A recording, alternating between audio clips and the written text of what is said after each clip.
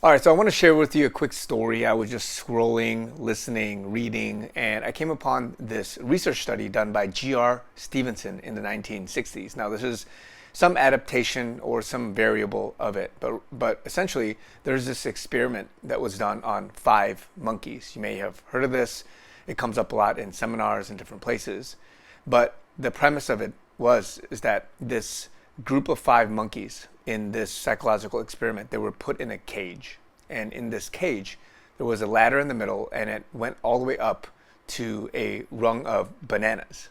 And the monkeys basically went up to try to climb the ladder to get the bananas. And every time that happened, they were sprayed with icy cold water. Now, this is very irritable, to say the least, to all the monkeys. And so quickly they realized that we shouldn't have anybody go up there. So when somebody tried to go up there, the monkeys would pull them down or they would just get upset. And so this was social behavior based on consequences that they did not want. Now, it's in some sense understandable, but the crazy thing is that once the experimenters, when they took out one monkey, they replaced that monkey with another new monkey. This new monkey, they never saw what was on the other end of what happens when you go up this ladder. Because what happened was that when this new monkey came in, the monkey obviously wanted to go up the ladder to get the bananas because they're seeing one to one. They're seeing the next step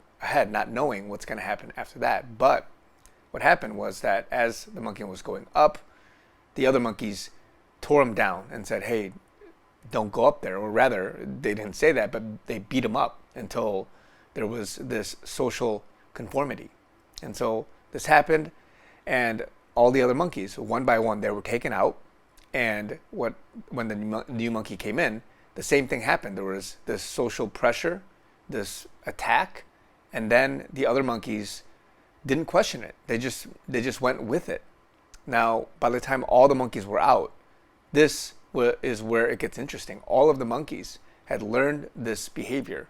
There was this massive, conformity, and nobody understood why. Nobody experienced it. All of the new monkeys, they never experienced the consequence of the icy water hitting them. But yet, they still continued without questioning why, they can't go up this ladder to get the bananas. They continued to do this, and they just stayed put. So the story goes. And so I'm saying this because even as we look at a situation like that, or any other peer pressure type of situation, confirmation bias, any type of fallacy, this is happening right now. This is happening. You don't realize it, but it's happening to you. It's happened in the Bible. It's happened with many groups of people throughout this period for which God had used certain people. This is happening because you are being brainwashed into worldly things. You have to take on the mind of Christ. You have to look at a situation and say, man, what's really going on? The monkeys, right? They were weak. They were weak because not only could they not handle the icy waters, but also they just went with the flow of the world.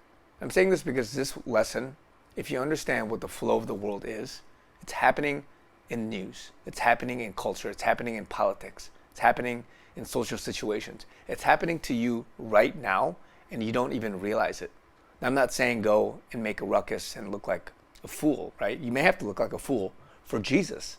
But in terms of looking at a situation, and you've been told for a very long time, this is what you got to believe. This is what everybody else believes. This is how you got to think. This is why you got to do certain things. Don't question it. Inject this, eat this, consume this, move this way, move that way, talk this way.